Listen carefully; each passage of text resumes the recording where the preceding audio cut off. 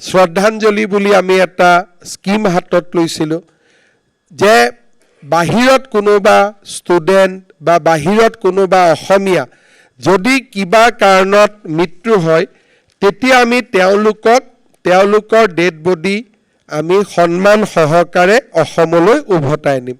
সৰু স্কিম, কিন্তু এতিয়ালৈকে আমি কিমান মানুহক ইয়াত সহায় কৰিলোঁ? ছেপ্টেম্বৰত আমি ইয়াক লঞ্চ কৰিছিলোঁ। 162টা মৃত শৰীৰ আমি সন্মানেৰে অসমলৈ উভতাই আনিছোঁ। আমাৰ ছেপ্টেম্বৰত 22টা, অক্টোবৰত 30টা, নৱেম্বৰত 28টা, ডিচেম্বৰত 37টা আৰু জানুৱাৰীত 41টা, ফেব্ৰুৱাৰীত সিদিনাখন কৰ্ণাটকত যি 4গৰাকী আমাৰ ল'ৰা এটা ৰুমত একেলগে শুই থাকোঁতে তেওঁলোক থাকোঁতে মৃত্যু হ'ল, তেওঁলোকৰ মৃত শৰীৰ লাষ্ট। তাৰমানে অসম গভৰ্ণমেণ্টে সৰু সৰু আঁচনি, ভাৰতৰ কোনো চৰকাৰে এইবিলাক আঁচনি লোৱা নাই। যেতিয়া মই ইয়াত শ্ৰদ্ধাঞ্জলি আৰম্ভ কৰিছিলোঁ আমাৰ কোনেও ইম্পেক্টটো বুজাই নাছিলে যে এইটোনো কি দৰকাৰ আছে। আজি আমি বুজিছোঁ যে অসমীয়া মানুহ এভাৰেজ 50জন এভাৰেজ অসমীয়া মানুহ অসমৰ বাহিৰত প্ৰতি মাহত মৃত্যু হয়। ইয়াতে আমি 41জনলৈকে সুবিধা দিছোঁ, কাৰণ বহুতে আঁচনিটো গমো নাপায়, লাহে লাহে আঁচনিবিলাক গম পায়। তাৰমানে যিমানক আমি সুবিধা দিছোঁ তাতকৈ ডাবুল মানুহৰ অসমৰ বাহিৰত মৃত্যু হয়। কিন্তু এইখিনি পেচেণ্ট নহয়, কাৰো কোনোবাই কেঞ্চাৰ বেমাৰ হৈছে, ভেলোৰত গৈছে, ঢুকাই থাকিলে, তেওঁলোকক ইয়াত আমি সুযোগ নিদিওঁ।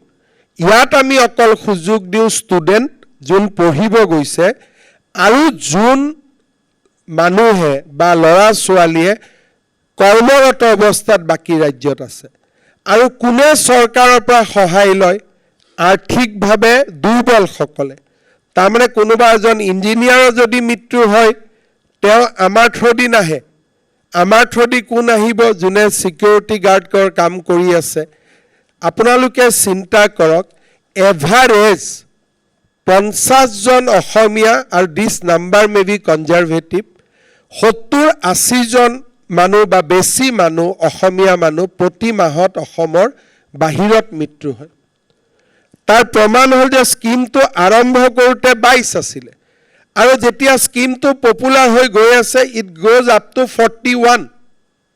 আৰু ইয়াতে নৰ্থ ইষ্টৰ ৰাজ্যখিনি বৰ বেছি ইনভলভ নাই। যদি তাক যোগ কৰি দিওঁ নাম্বাৰ আৰু বাঢ়িব। তাৰমানে আপোনালোকে চিন্তা কৰক, এটাৰ পিছত এটাকৈ আমাৰ থট আহে।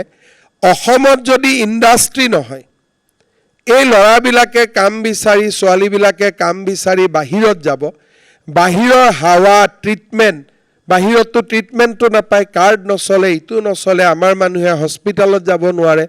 তাৰমানে আমাৰ মানুহবিলাক বাহিৰত কাম কৰিব গৈ এটা তেওঁলোকৰ লাইফটো দে টেক ইট এট ৰিস্ক।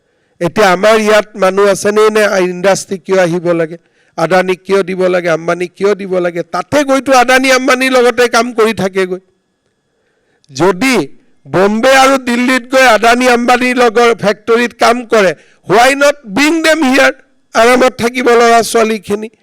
এই যে আগতে মই নিজেই ভাবা নাছিলোঁ যে ইমান ল'ৰা ছোৱালী বাহিৰত মৃত্যু হয়।